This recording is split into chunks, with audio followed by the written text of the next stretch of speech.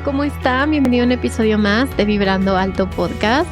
Y hoy estamos muy contentas, ¿verdad? Porque tengo una invitada bien linda que ya tenía muchísimas ganas de hacer este crossover, porque ahorita que platicábamos decíamos, tenemos muchísimas cosas en común.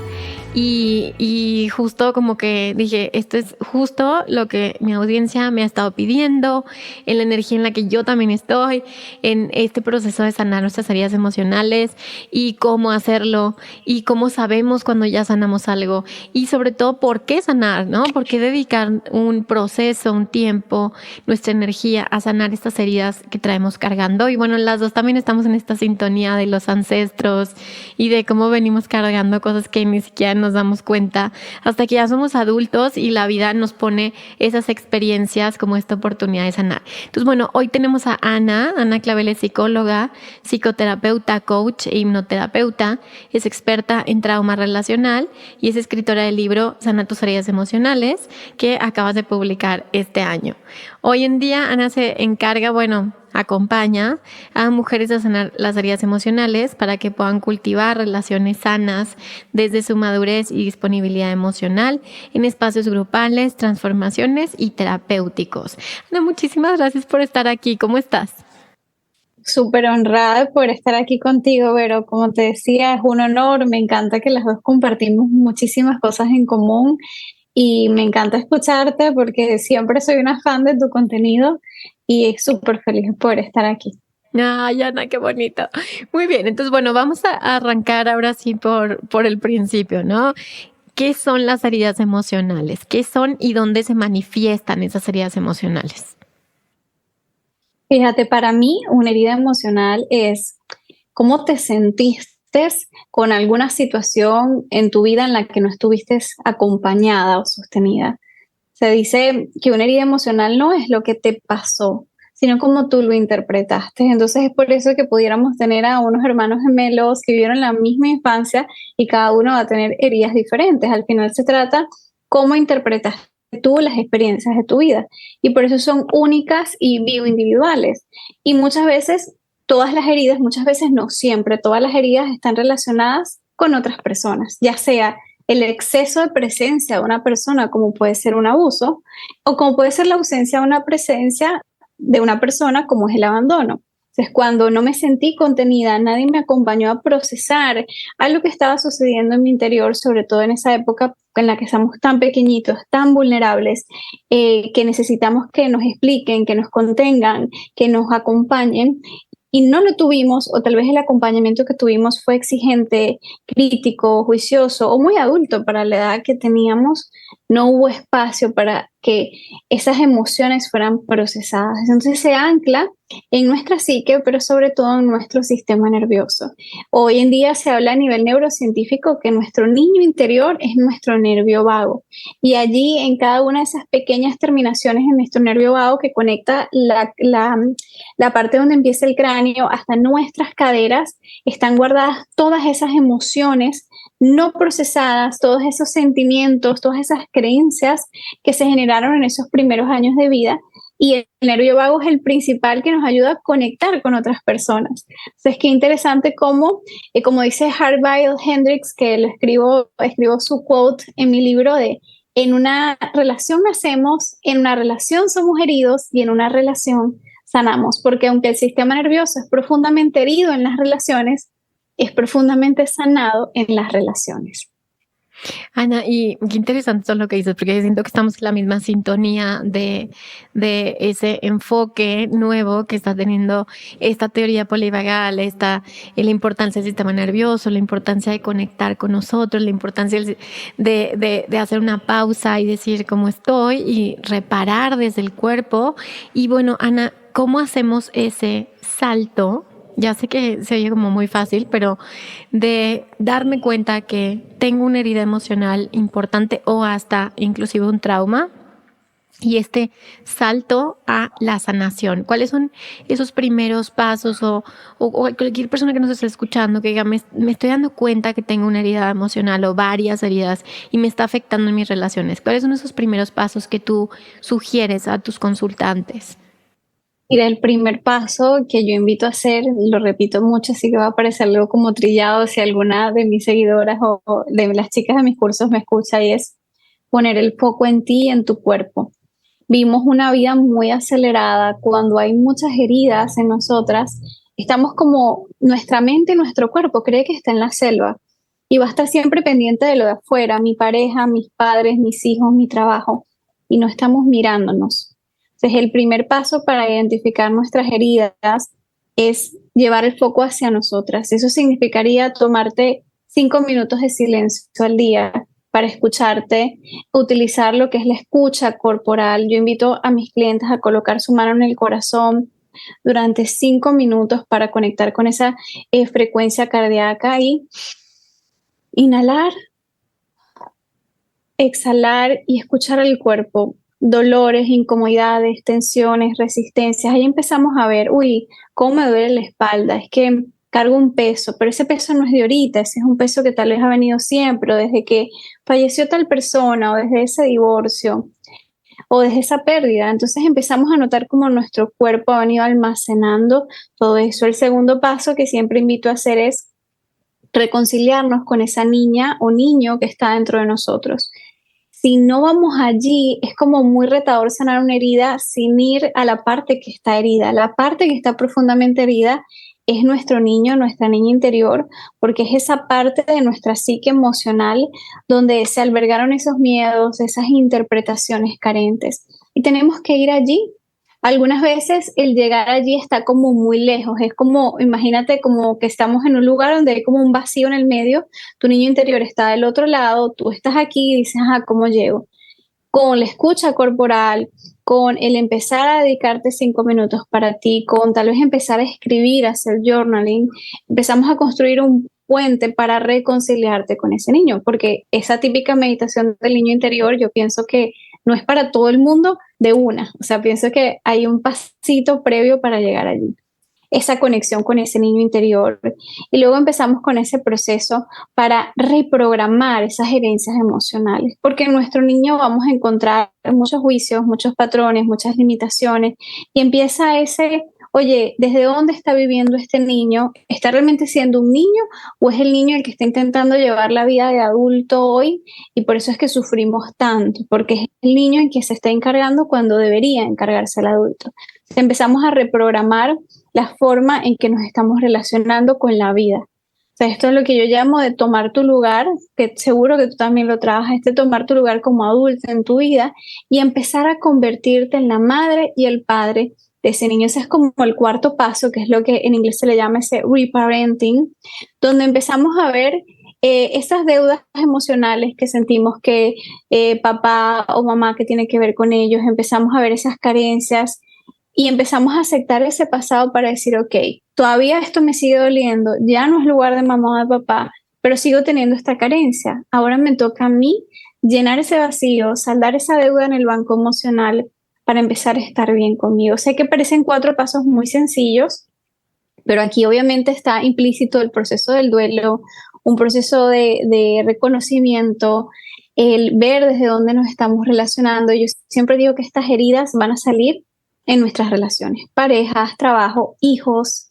amistades, porque es allí donde empezamos a proyectar nuestras interpretaciones carentes del pasado.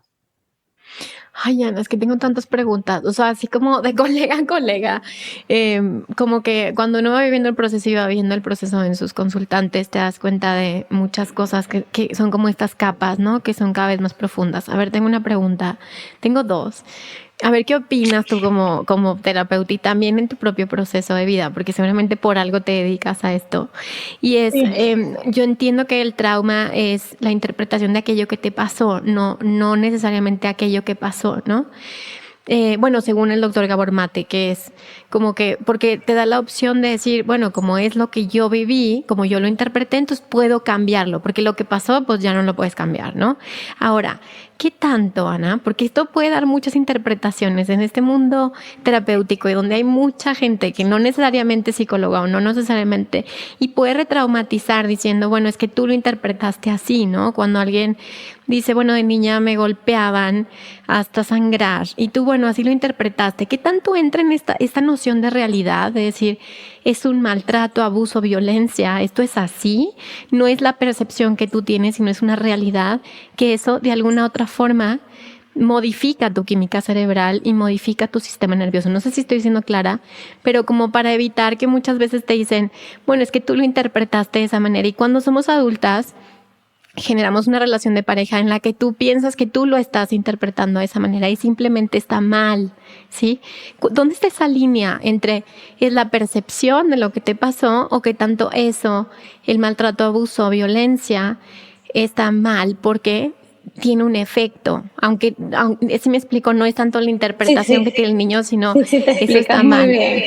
Creo que yo diría que esa línea se dibuja en el cuerpo. Aquí yo me voy mucho al trabajo de Peter Levine, donde es que al final el trauma está en el cuerpo. ¿Dónde sentimos las heridas? O sentimos como una gran sensación de soledad, un dolor profundo.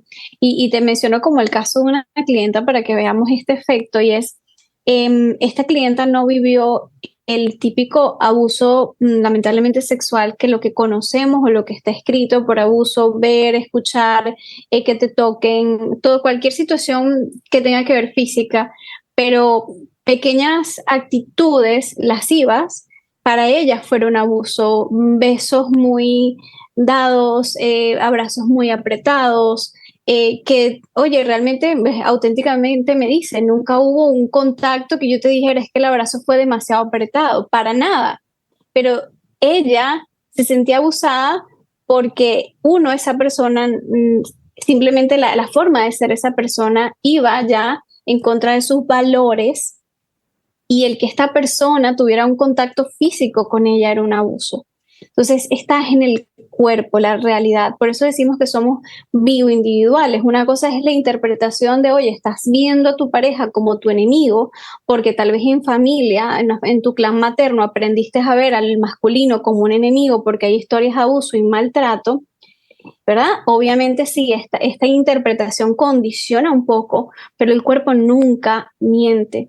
El cuerpo siempre nos va a hablar de una realidad interna, entonces nos va a hablar de la realidad de es que a mí no me gustaba cómo esta persona me hablaba, me parecía abusiva la forma en que trataba a otras personas, y que para mí se acercara, me tocara, invadiera mi espacio sin que hubiera algo más, era un abuso.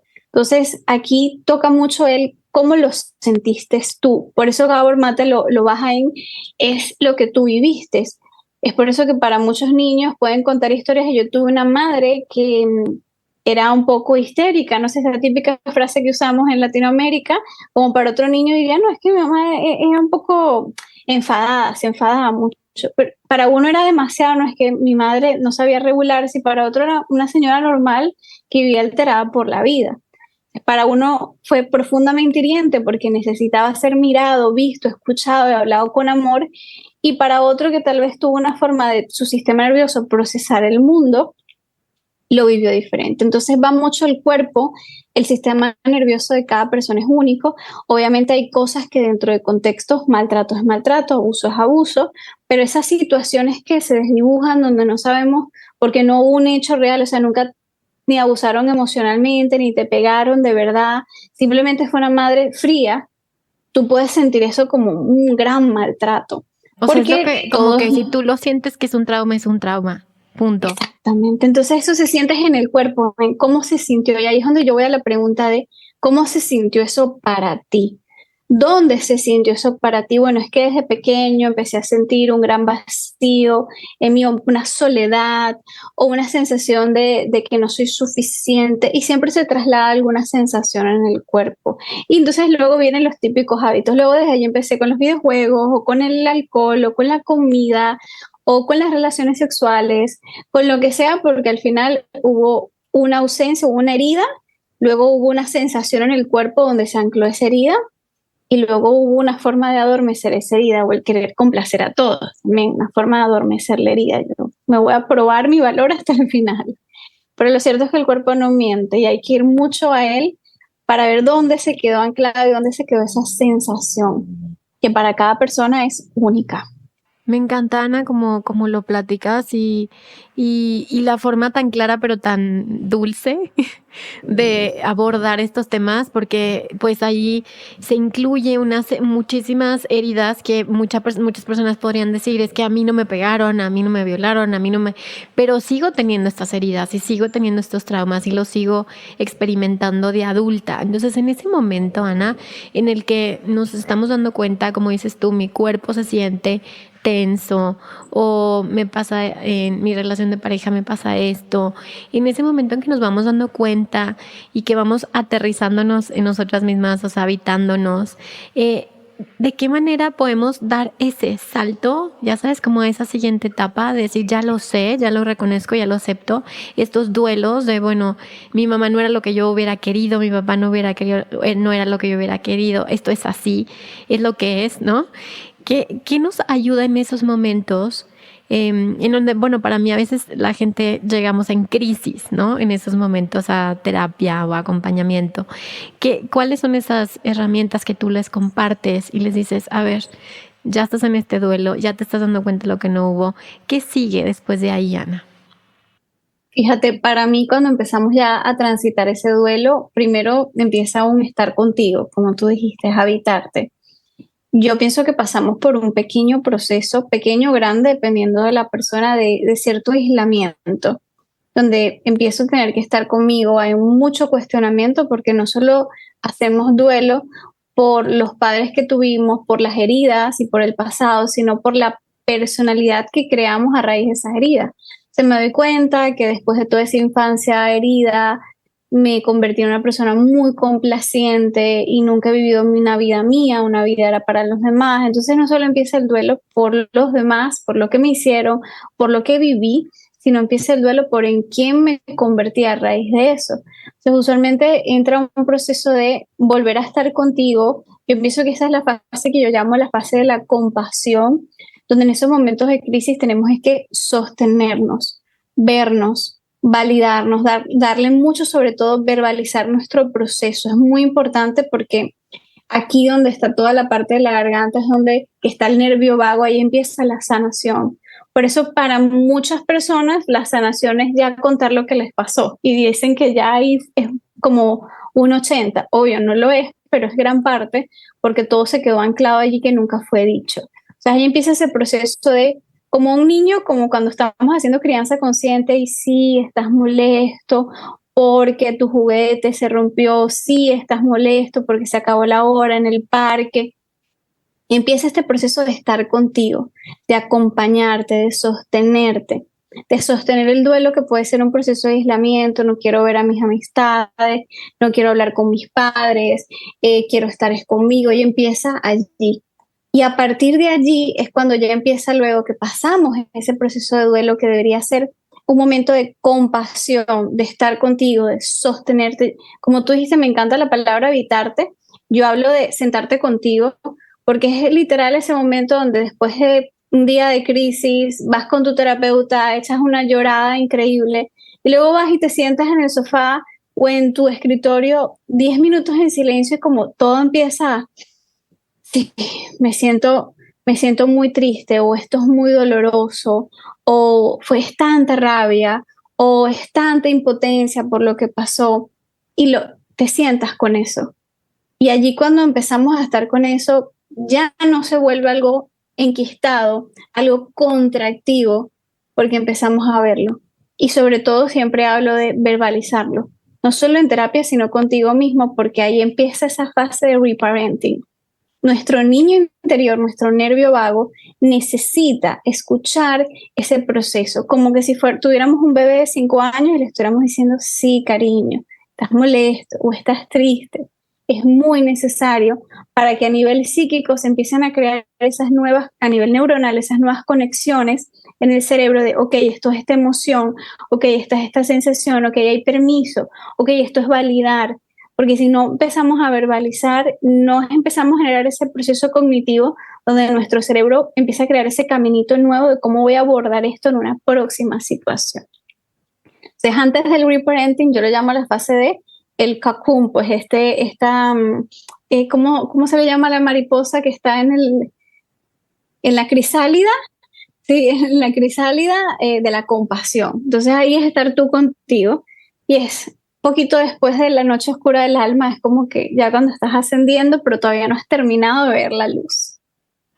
Ay, qué bonito, o sea, siento que me vas hablando y me empiezo, obviamente, ¿no? A sentir dónde estás en cada proceso, dónde te encuentras ahorita y bueno, y me hace todo el sentido, Ana, porque yo que también trabajo mucho con sistemas familiares, el primer paso siempre es la verbalización de lo que no se dijo, siempre es romper el pacto de silencio. O sea, siempre que Mm. quieres romper una lealtad familiar, pues siempre hay algo no dicho, siempre hay algo oculto, siempre hay una dinámica oculta, ¿sí? Que es la que es difícil de encontrar porque es demasiado grande para ser dicha. Y aquel que lo dice, aquel que lo expresa, pues es aquel que se libera y libera a todos. Sí, sin querer libera a todos. No es que Wow. quiera liberar a todos, es que realmente cuando dices eso, pues obviamente se abre un nuevo potencial. Y yo veo como esta red neuronal, ¿no? Que tenemos en nuestro cerebro, pero también veo el campo mórfico como esta red neuronal donde todos son estas neuroncitas y salen estas neuronas bebés que podríamos pensar que las neuronas bebés no tienen tanta fuerza, pero en realidad lo que se ha visto en la neurociencia es que son las que tienen mayor capacidad de crear nuevas conexiones. Entonces, Sí. esto que me acabas de decir del nervio vago, de la garganta, es como romper ese pacto de silencio y comenzar la sanación, no solamente mía, sino de todo el sistema, ¿no? Es muy bonito. Tal cual. Me encanta cómo lo pones y cómo lo llevas a todo esto y creo que también implicaría esas frases sanadoras, que al final son sanadoras por todo esto que comentas, porque ahí nos vamos liberando a nosotros mismos y también creo que se libera un poco en términos más junguianos esa sombra psíquica que hay en el clan familiar, ya sea nadie se atrevió a decir que no me gustaba que fueras alcohólico, no me gustaba que esto, o esto me dolió mucho, o yo quería esto. Toda esa cosa al final es esa sombra familiar que se ha acumulado de, como tú dijiste, todo lo que no dijeron esas mujeres, todo lo que no dijeron esos hijos o esas hijas o esos hombres. Ay, qué bonito. Oye, Ana, a ver, ahora platícame algo que es como, para mí es muy interesante porque pues ahora está muy de moda, ¿no? En TikTok, tú y yo que estamos en redes sociales, y en TikTok y en Instagram, como las relaciones con los narcisistas, la relación con personas narcisistas, que es como, para mí está muy sobre, porque bueno, para que Un alguien, poco. ya me platicarás tu punto de vista, pero para mí, para que alguien sea narcisista tiene que ser diagnosticado como tal y tiene que cumplir ciertas características. Ahora es como muy común, me casé con narcisista o mi pareja es narcisista. ¿Qué tanto esa sea cierto o no? Porque es lo que les dijo, para mí necesita tener mucho un diagnóstico serio, ¿no?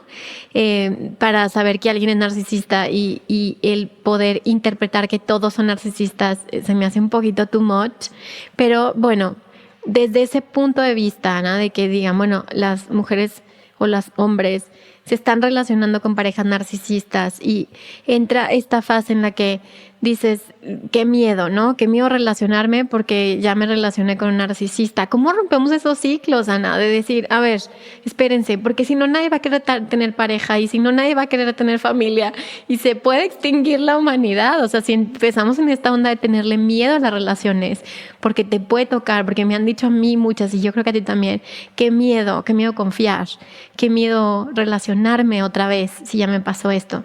¿Cuál es tu punto de vista de ese tipo de parejas, estas dinámicas en donde colectivamente le estamos teniendo mucho miedo a la parte íntima o a ser vulnerables frente a una pareja?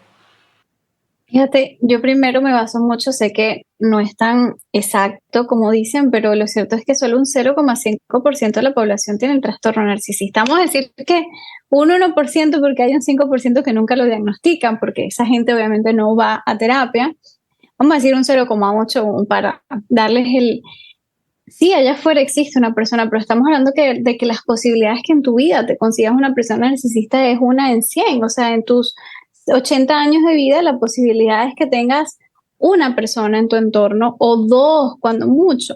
Y si ya tuviste una, obviamente eso va a hacer que tú generes esta relación en tu nervio vago, en tu psique y en tu cerebro de familiarizarte con estas conductas. Con el abuso, obviamente vas a hacer va a haber más posibilidades de que vuelvas a tener una relación abusiva. Pero aquí lo primero es que vemos, yo pondría mucho foco en ese miedo a relacionarnos, en cómo vamos a buscar excusas, porque lo cierto es que ahorita por lo menos podemos dar voz y se llama narcisismo, pero es que siempre ha existido el abuso emocional. Hace años solo se llamaba así, hace años ni siquiera tenía un nombre y nadie se privó de tener una relación, de vivir lo que querían vivir, sobre todo en la época de los hippies, en las épocas anteriores donde estaba esta tendencia de casarte todo bonito por la iglesia. O sea, el que quiere vivir su vida la vive y realmente aquí hay que ver qué nos está reteniendo, qué heridas del pasado nos están impidiendo relacionarnos. Porque uno pudiera ser un gran miedo, porque tal vez sí es cierto, en ese clan familiar puede haber en esa epigenética mucho abuso y ese abuso bloquea que la persona hoy, el adulto, tiene todo esto en su psique, en su sistema nervioso y dice, no me quiero relacionar, entran en esa congelación total y, ay, es que elijo puras parejas no disponibles, es que por allí habría que hacer un gran trabajo de sombra de, ok, ¿qué es lo que le tengo miedo a encontrarme? Porque encontrarte con el otro sé que va a sonar un poco trillado, sé que no quiero retraumatizar a nadie ni victimizarlo, pero es encontrarte contigo mismo.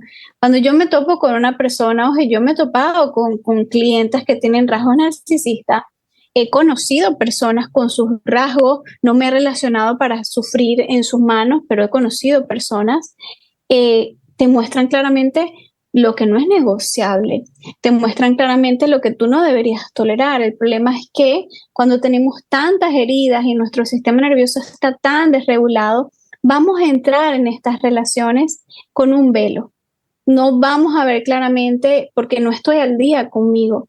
Es como un trabajo. La primera que te dicen es que, bueno, nosotros no pagamos al día, es que nuestros valores es esto y tienes que venir con una minifalda, o es que las mujeres aquí hacen esto y los hombres esto, o los hombres ganan más que las mujeres. Todas estas son señales. Y sé que muchos narcisistas no las muestran al principio, pero yo te diría que muchos sí las muestran. Es parte del trabajo, es que entiendo que sé que hay muchas personas que son víctimas de estas circunstancias en edades muy jóvenes y oye, es que tenía 22 años, no pude verlo y es válido, al mismo tiempo de muchas mujeres adultas que la invitación es, oye, ¿hasta qué punto tú necesitabas conocerte en esa relación? Porque creo que en cualquier relación vamos a aprender. Y no es decir, gracias a Dios que me pasó para nada, porque sé que un trauma es un trauma, pero sí podemos con recoger los aprendizajes y decir, gracias a esa situación yo aprendí lo que no quiero en mi vida. Entonces, lo cierto es que hay mucho miedo, tenemos miedo a relacionarnos y ese miedo no es solo de aquí a ahora, es un miedo que viene a volver a ser heridos porque fuimos muy heridos en la infancia, venimos de una generación con padres muy maduros, con mucho analfabetismo emocional y lo que creo que estamos realmente evadiendo es esa intimidad emocional porque la intimidad emocional nos lleva a desnudarnos auténticamente el alma, nos lleva a ver los límites que no tenemos, las cosas que hemos negociado y que no deberíamos negociar, los dolores de los cuales nos tenemos que hacer cargo. Y como hoy en día no hay una obligación, no es, bueno, soy mujer y como soy mujer debería casarme para no criar a los niños sola. Hoy en día tú puedes criar a tus hijos tú sola, tú puedes hacer todo por tu cuenta, un hombre también lo puede hacer, no está como esta obligación, nos quedamos tranquilitos porque no hay para qué. Entonces yo aquí diría que toda relación nos va a invitar a crecer. Una persona adulta que tiene sus no negociables muy claros, que está en check con sus heridas y su madurez emocional, va a poder identificar una persona que tenga estos rasgos. Al mismo tiempo, si lo hiciste en una época de es que andaba dormida en automático, pues obviamente hay que reconocer, oye, cómo yo me estaba relacionando con las personas, de qué lugar lo estaba haciendo. Y siempre digo, recoger aprendizajes, preguntarnos realmente esta persona es narcisista, porque algunas personas cumplen literales, son como una foto y es cuando decimos, yo te lo diagnostico por ti, que es lo que hacen muchos terapeutas porque sabemos que el narcisista no va al psicólogo. Como muchas otras veces tenemos que saber que hay una línea muy delgada, hay un trauma colectivo y hay muchas personas que son muy maduras emocionalmente. Porque el narcisista no tiene nada de empatía, excepto que el inmaduro emocionalmente sí tiene un poquito de empatía. No es mucha, pero existe. Y estas son personas que simplemente están tan traumadas y tan heridas que su sistema nervioso está muy rigidizado y solo miran por ellos, manipulan, maltratan, hieren profundamente, pero tienen cierto nivel de empatía. Yo diría que aquí fíjate mucho en qué tan humana era la persona con la que tú estabas y no estabas y saber diferenciar. Porque creo que es un tema muy chungo donde yo respeto mucho a cualquiera que diga que sufrió de víctima de ser de un narcisista, haber tenido una relación, pero aquí yo pienso que el trabajo siempre empieza y termina en ti de qué sucede después, cómo te toca a ti abrirte al amor. Es un trauma como cualquiera y sobre todo es de los traumas más fuertes porque es volver a decirte, o sea, si ya en la infancia fue fuerte, que te vuelvan a decir, entonces es como que, entonces no hago nada con las relaciones, pero es donde más toca, porque es donde crecemos. Y un adulto que no quiere tener relaciones en pareja por miedo es un niño que está profundamente herido y que no quiere crecer. Ay, ya no, creo que respondiste súper bien, o sea, respondiste de muchos lugares, porque sí, definitivamente venimos de una generación de padres muy heridos y con muy pocos recursos, ¿no? O sea, nosotros tenemos tienes un podcast donde puedes sanarte, tienes terapia al alcance, ¿no? Tienes constelaciones, tienes hipnosis, tienes muchísimos recursos que en la época de nuestros abuelos imposible, ¿no? Entonces también tenemos que contextualizar las situaciones y sí, definitivamente, pues hay muchas personas que también no tienen esta capacidad de empatía, no pueden, no saben, no, pero sí pueden dañar a otros, o sea, sí tienen esta capacidad de utilizar al otro para, como un espejo, para proyectar toda su, voy a decir una palabra horrible, una mierda. O sea, que te avientan la mierda, ¿no? Como, pero también tiene que ver contigo en qué lugar te pones para hacer lo que acabas de decir, bueno, lo que dices mucho en tus cursos, Ana, como de complaciente, esa parte de ponerte en ese lugar en donde recibes eso, ¿no? Y eso tiene que ver con tu propio proceso, dónde estás tú en ese momento. Entonces Claro, siempre ¿cómo es estás positivo. para ti en ese momento? Porque al final se entiende que estamos en ese lugar de complaciente porque es el mismo trauma que nos lleva a estar en modo adulación. El sistema nervioso anda ahí. Sigo a las ovejitas, no importa si vamos al precipicio, pero aquí también estabas viviendo presente contigo en ese momento o estabas tan ausente de ti que seguiste a las ovejitas por el barranco y lamentablemente entonces nos caímos. Y claro, bueno, gracias a que te caíste, estás donde estás, llegaste a terapia y estás aprendiendo de ti. Pero aquí toca, la lección es no dejar de estar con nosotros. Ay, Ana, es que está muy, muy, como decimos en México, muy cañón, porque para mí vivimos en una sociedad que cada vez invita más a la desconexión, en el sentido de que Sí, tenemos tal demasiadas, cual.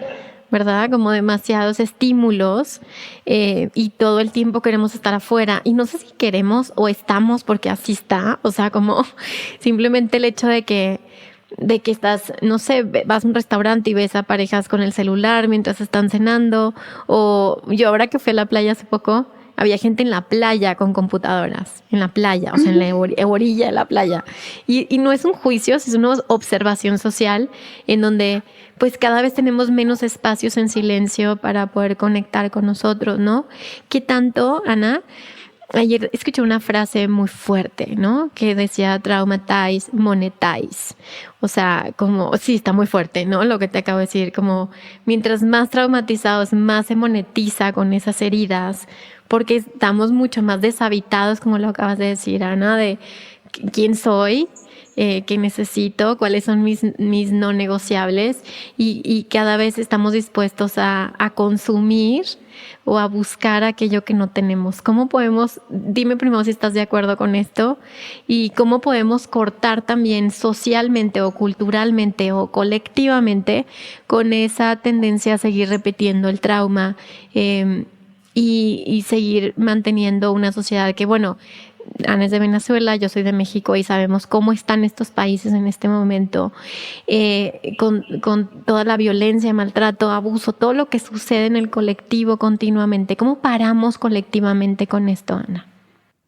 Fíjate, me encanta la frase porque al final nos habla de cómo el trauma nos hace vulnerable a que nos sigan traumatizando también. Y lo vemos como en las mujeres, de cómo somos heridas en la infancia, tal vez abusos, maltrato físico, maltrato verbal, no me siento suficiente y nos vamos, como dice Naomi Wolf, al cuerpo. Entonces todo es obsesionarnos con la belleza o con el cuerpo. Invertimos mucho dinero, mucho tiempo en esto, para al final darnos cuenta que si todo ese tiempo fuera invertido o ese dinero en estudios, en terapia, imagínate, hubiéramos conquistado al mundo. Y lo que no, lo que yo diría es que el trauma nos hace muy vulnerables a buscar las respuestas afuera, a buscar esa dopamina instantánea, como la llaman ahorita, a buscar esa saciedad fuera porque necesito, o sea, al final te lleva a buscar un eje de seguridad y ese eje de seguridad no está dentro porque estás tan herido, o sea, esa casa interna está llena, como los acumuladores en Estados Unidos, está llena de basura y de mierda, como tú dices, y nadie quiere estar en una casa así. Y me voy afuera, me voy hoy, por ejemplo, a comprar el iPhone nuevo, me voy a obsesionarme con el gimnasio, me voy a llenarme en redes sociales, voy a cosas materiales, cosas, a comprar todo lo que me vendan, que me diga que me va a saciar. Entonces somos mucho más sensibles a adquirir cosas, a dejarnos llevar por gurús, porque nos venden las palabras mágicas de te vas a sentir completa, te vas a sentir bien contigo misma. Y como no sabemos estar con nosotros, no sabemos lo que es estar dentro de nosotras, vamos a coger cualquier cosa que nos ofrezcan y nos vamos a llenar. Tengo clientes que me han dicho, ay, es que he hecho todos los cursos, todos los programas de todo el mundo. Y yo casi que a veces les digo, oye, ¿realmente esperas que yo lo que yo vaya a dar te haga algo si has hecho con todo el mundo?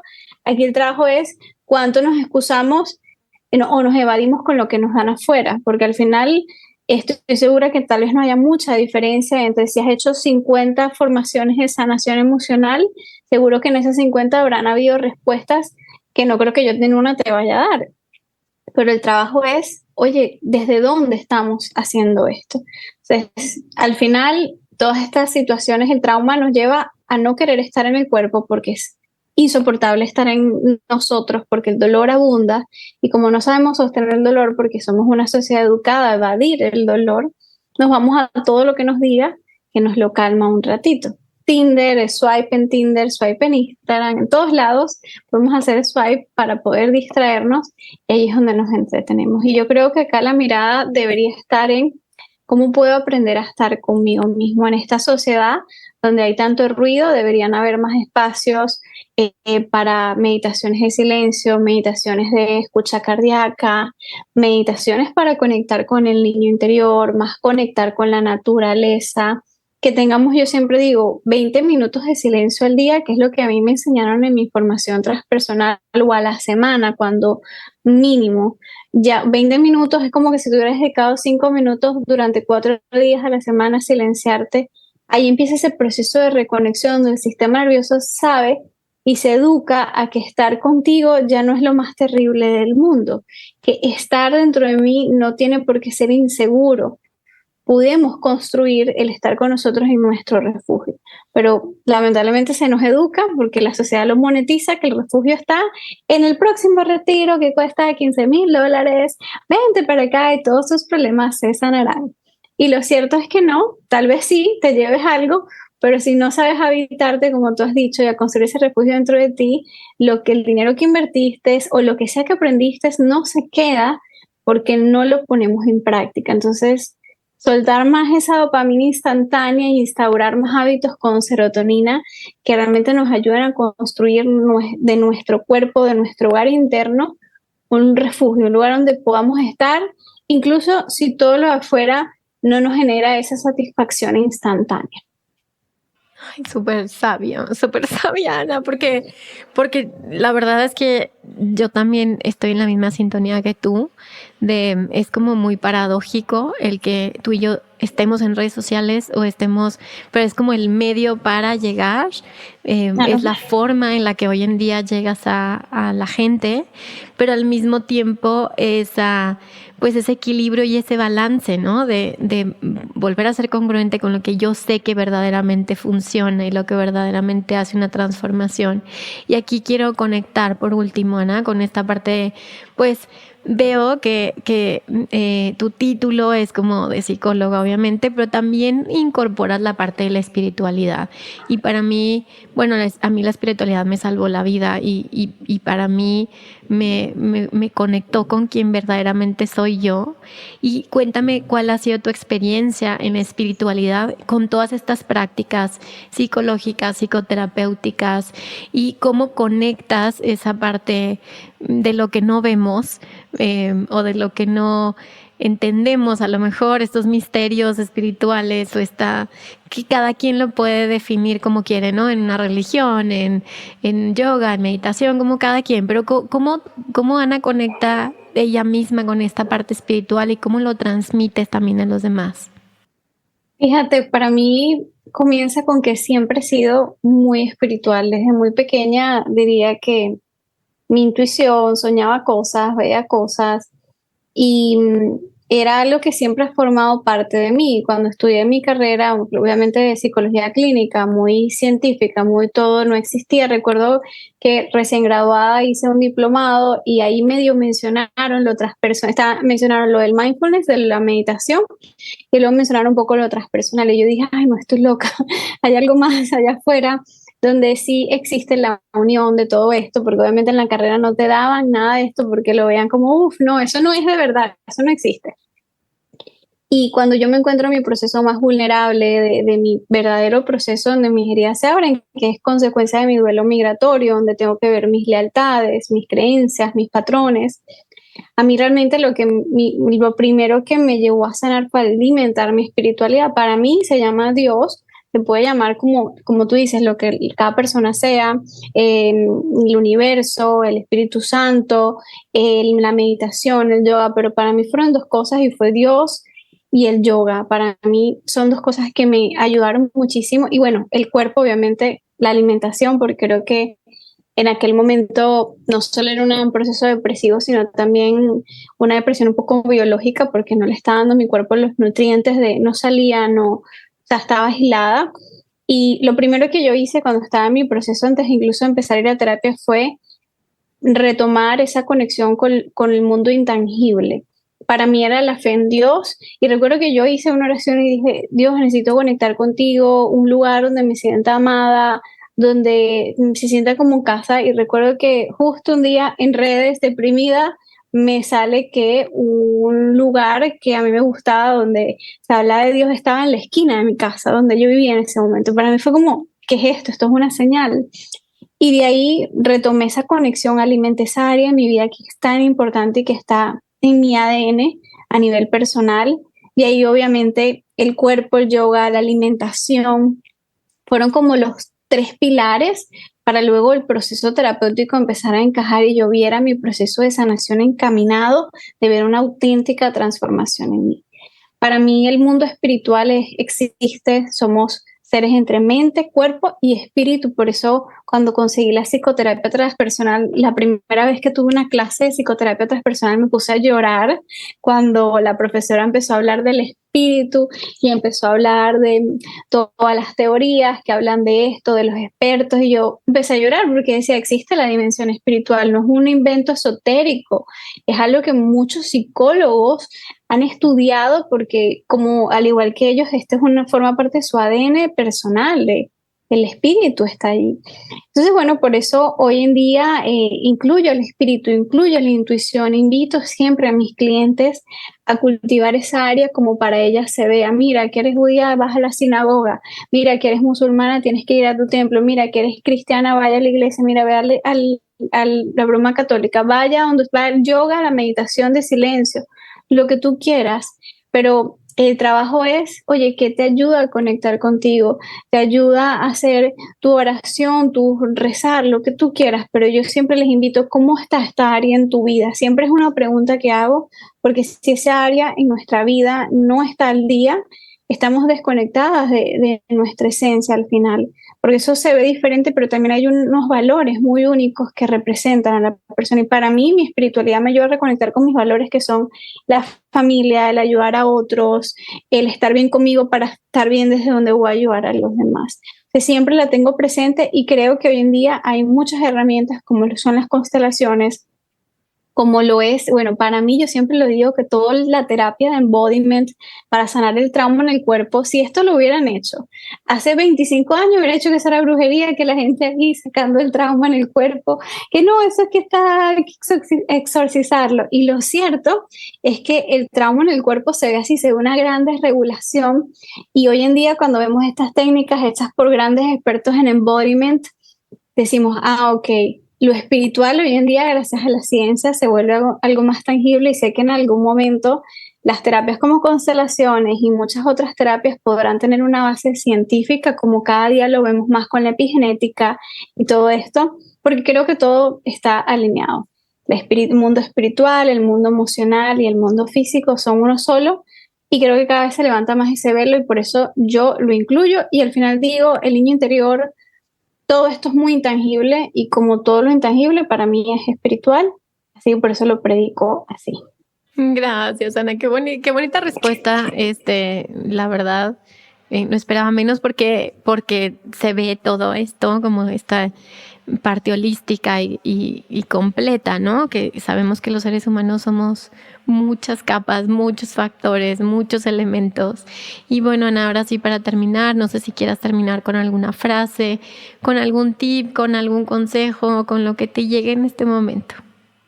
Mira, justo en estos días estaba pensando en algunas cositas que le iba a cambiar al libro, porque lo tengo que revisar cada vez que sale una nueva edición. Y algo que quería agregar al libro y se los digo aquí en el podcast, y es que no solo heredamos el dolor, también heredamos el amor. Y una frase de constelaciones que me encanta de Bert Hellinger es que eres el sueño cumplido de tus ancestros. Y para mí esa frase ha sido tan bonita porque le da sentido a la vida que llevo, las ganas que tal vez la persona que nos está escuchando tiene unas ganas increíbles de salir a recorrer el mundo o unas ganas de no ser madre y de vivir una vida libre o unas ganas de montar un proyecto holístico o unas ganas de algo y siente como que darse cuenta de que eso que estás sintiendo no solo es un deseo tuyo, es un anhelo auténtico de tu clan que por fin se pudo manifestar en un ser humano y decir, el anhelo tal vez de mi clan, de ayudar a otras personas, de guiar a otras personas a sanarse, encontrarse, lo veo materializado en mí y digo, ok, soy el sueño cumplido y estos anhelos que tengo no son solo míos, entonces también están respaldados por el amor de mis ancestros y pienso que el amor nos sostiene, el amor también se hereda y todas esas áreas donde tal vez la gente siente que está digamos que retenido o es que siento que no avanzo, el dolor es el que nos retiene, el amor nos ayuda a avanzar. Así que recordemos que no todo es dolor, también el amor está allí presente, simplemente hay que sanar para que el dolor se afloje un poquito y pueda el amor quedarse y hacer un poquito más despacio, porque cuando hay mucho dolor hay miedo y cuando hay mucho miedo hay dolor y ahí el amor no puede quedarse, el amor necesita espacio. De la misma forma que lo necesita en nuestro cuerpo, nuestro sistema nervioso, lo necesita en nuestra vida y en nuestro corazón. Muchas gracias, Ana, qué bonito. Sí, yo porque se cayó tú, que se cayó como El audífono. pero se escuchó como un aplauso, solo sentí como si me habías aplaudido y yo. Fíjate. Muy bien, Ana, pues bueno, ahora sí, platícanos dónde te pueden encontrar. Aquí en la descripción vamos a poner tu página para que se metan y vean lo que estás dando. Cuéntanos qué estás haciendo, das sesiones, das cursos, das acompañamientos, platícanos. Mira, me pueden encontrar en mi principal red social que es Instagram, @AnaClavel con doble L al final, como si escribieras la flor del clavel, Ana Clavel con doble L al final. Actualmente los espacios terapéuticos donde acompaño son grupales. Uno de los espacios más bonitos que está este mes en su última edición del año es mi curso Sana tus heridas, donde trabajamos en profundidad esas heridas de infancia, ese matrimonio interno que es la energía femenina y masculina en nuestro linaje femenino y masculino, y trabajamos mucho el cómo relacionarnos desde la madurez emocional con nuestros padres sin sufrir en el intento. Ese curso para mí es como la base de todo lo que los años que trabajé con mis consultantes en 1-a-1, todo eso que no podía explicarles en las sesiones porque el tiempo no alcanzaba y se trataba de ellos, yo dije, esto es lo que me hubiera gustado que ellos tuvieran a su disposición para facilitar sus procesos terapéuticos y su propio proceso de sanación. Y luego mi programa estrella, que es mi programa Sana tus relaciones para siempre, donde realmente canalizo toda la información que he acumulado a lo largo de los años a través de 8 módulos y 4 semanas con diferentes herramientas, hipnosis, constelaciones, psicoterapia transpersonal, para guiar a las mujeres específicamente a relacionarse desde su adulta, desde su madurez emocional, desde un lugar digno y reconocer cuando se están relacionando desde la niña y poder ser una buena madre para ellas mismas y ser una buena pareja en sus relaciones, sin que esos roles se sobrepongan. Y bueno, esos son los espacios que ofrezco y para todo el mundo tengo disponible mi libro Sana tus heridas emocionales.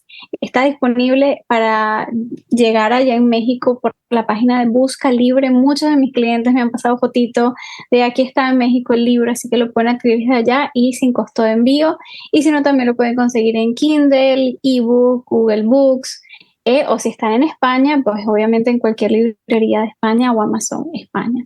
Y bueno, allí cumpliendo mi propósito, divulgando sobre sanación emocional, pienso que cuando una persona, como tú dijiste, alguien en el clan sana, todo el clan se libera. Yo pienso igual, cuando una persona en este mundo tiene un poquito de compasión, de claridad y de libertad emocional, va sumando a que su entorno, todo va cambiando y si uno sana, todos sanamos y al final vivimos en un colectivo. Y no solo lo hacemos por nosotros, también queremos una vida mejor para el mundo. Entonces se trata de un proceso también para el mundo. Pues no solo se trata de uno, sino para todos. Porque si estamos todos mejor, pudiéramos tener un mundo más compasivo, un mundo con más claridad, con menos trauma y tal vez con un poco más de igualdad y de respeto. Bueno, muchas gracias y gracias por decir esta última frase que del podcast, que es si sanas tú, sanamos todos. Entonces ya escucharon la confirmación de Ana de que es así. Y bueno, gracias a ti por quedarte hasta el final, que estás escuchando este episodio. Aunque te muevan cosas, aunque se te destapen emociones, pues agradecer tu valentía por haber llegado hasta el final. Y bueno, pues gracias a ti, Ana, por haber aceptado esta invitación y por haber estado en este ratito conmigo que fue súper nutritivo y muy, muy, muy enriquecedor. Entonces, muchas gracias a ti, a todo lo que te guía a ti también. Y pues nos escuchamos el siguiente miércoles. Gracias y bye bye.